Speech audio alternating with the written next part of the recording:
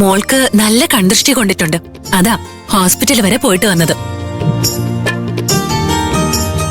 അതെ വിജയ്, അവള് സംസാരിക്കുന്നത്, കവിത പാരായണം ചെയ്യുന്നത് അതെല്ലാവരും ഇഷ്ടപ്പെട്ടതല്ലേ. മോളെ ഇനി ആരെയും കാണിക്കാതെ വളർത്തേണ്ടി വരും. സ്കൂളിൽ അവള് ബോധം കെട്ടത് കേട്ട ഉടനെ ഞാൻ ആകെ പേടിച്ചുപോയി. എനിക്കെന്റെ ജീവൻ പോയതുപോലെയായി. ആ ദേഷ്യത്തില് ഞാൻ ആ കുട്ടിയുടെ അമ്മയോട് വല്ലാതെ ദേഷ്യപ്പെട്ടു പോയി. സ്വന്തം അമ്മമാര് കാണിക്കുന്ന ഈ ഉദാസീനതയാ അവരുടെ മക്കളെ എപ്പോഴും വഴിതെറ്റിക്കുന്നത്. ഇതിനൊക്കെ എന്താ മറുപടി പറയേണ്ടെന്ന് അറിയില്ല.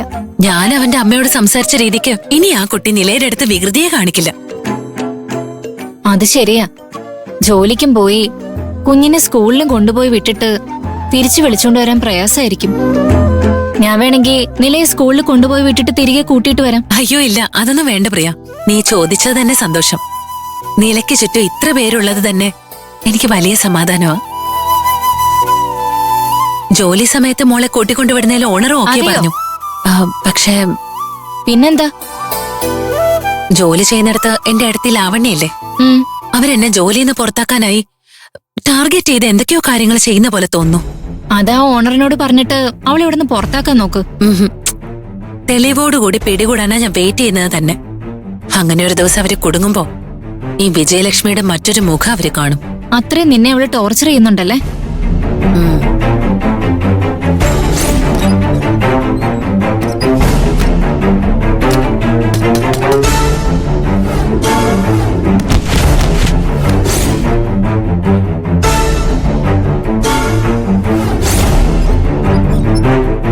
വിജയ്, വിജയ്, വിജയ്!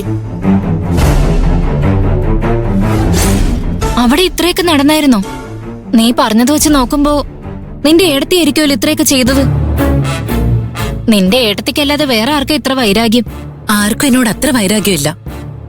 അവരാണിത് ചെയ്തേനെങ്ങാനും തെളിയട്ടെ, എന്നിട്ടുണ്ട് ബാക്കി. മിന്നലടിക്കുന്നുണ്ടല്ലോ, ഞാൻ പോയി ടെറസിൽ വെച്ച തുണിയൊക്കെ എടുത്തിട്ട് വരാം. ശരി വിജയ്. ശരി. നില, നില മോളെ, മോളെ എന്തു പറ്റി നിനക്ക്? സ്കൂളിൽ ബോധം കെട്ട് വീണെന്ന് പറഞ്ഞു കേട്ടല്ലോ. ഇപ്പൊ എങ്ങനെയുണ്ട് മോളെ നിനക്ക്? ഇപ്പൊ കുഴപ്പമില്ല മുത്തശ്ശി. ദൈവമേ, ഈ കാര്യം കേട്ട ഉടനെ മോളെ കാണാൻ വേണ്ടി ഓടിക്കതച്ച് വരുമായിരുന്നു മുത്തശ്ശി. മോളെ കണ്ടപ്പോഴാ എനിക്ക് മനസ്സമാധാനായത്. അല്ല മുത്തശ്ശി, ഞാൻ ബോധം കെട്ട് വീണ മുത്തശ്ശി എങ്ങനെ അറിഞ്ഞത്? എപ്പോഴും എന്റെ മോളെ പറ്റിയല്ല ഞാൻ വിചാരിച്ചോണ്ടിരിക്കുന്നത്. അതാ മോക്ക് എന്തെങ്കിലും പറ്റിയ മുത്തശ്ശി അറിയാണ്ടിരിക്കോ? അല്ല, എന്താ മോളെ ഉണ്ടായത്? എങ്ങനെ നിനക്ക് ബോധം പോയത്? അത് വേറൊന്നും അല്ല മുത്തശ്ശി. സ്കൂളില് കവിന്ന് പറഞ്ഞ ഒരു ക്ലാസ്മേറ്റ് എനിക്കുണ്ട്. അവൻ എന്നെ പേടിപ്പിക്കണമെന്ന് അവന്റെ അമ്മയുടെ അടുത്ത് പറഞ്ഞിട്ട് അവന്റെ അമ്മ ഒരു മാസ്ക് ഇട്ട് എന്നെ വന്ന് പേടിപ്പിച്ചു. അടുത്ത് വന്ന് പേടിപ്പിച്ചപ്പോഴേ ഞാൻ അങ്ങ് ബോധം കെട്ട് വീണുപോയി. അത്രേ ഉള്ളോ? ഞാൻ വിചാരിച്ചു സ്കൂളിൽ പോണ നേരത്തെ ഏതെങ്കിലും കള്ളന്മാര് വന്ന് മോളെ പേടിപ്പിച്ചതായിരിക്കും. എന്താ മുത്തശ്ശി അത്രേ ഉള്ളോന്ന് നിസ്സാരായിട്ട് പറയണേ?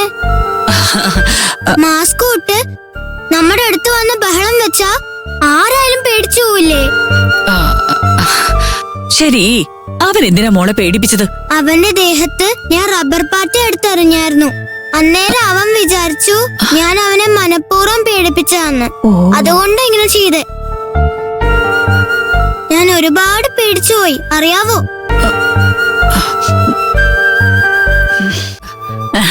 നല്ല മോളാ നീ. നീ സാര മാസ്ക് കണ്ട് ആരെങ്കിലും പേടിക്കോ? നീ ആരുടെ മോളാ? വിജയലക്ഷ്മിയുടെ മോളല്ലേ?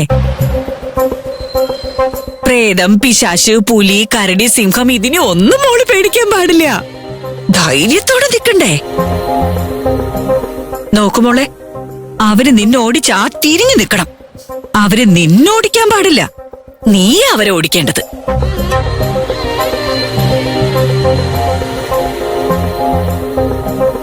ഇന്നത്തെ കാലത്തെ പെൺകുട്ടികൾക്ക് നല്ല ധൈര്യം വേണ്ടേ മോളെ? നിന്റെ അമ്മയെ കണ്ടില്ലേ? നല്ല ധൈര്യശാലി അവള്.